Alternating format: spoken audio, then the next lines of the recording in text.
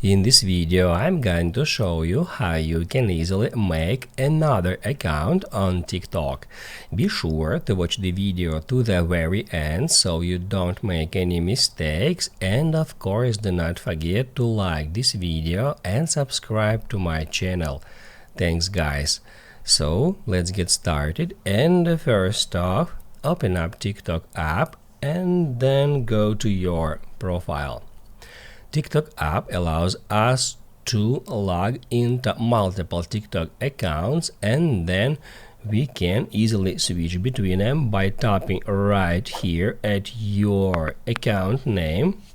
That will show you all of your TikTok accounts. Currently I have just 2 accounts here, and I can easily switch between them just by tapping at account's name. And if we would like to add another account to that list, we need just to tap where it says add account, and then we just need to choose a way to sign up for TikTok.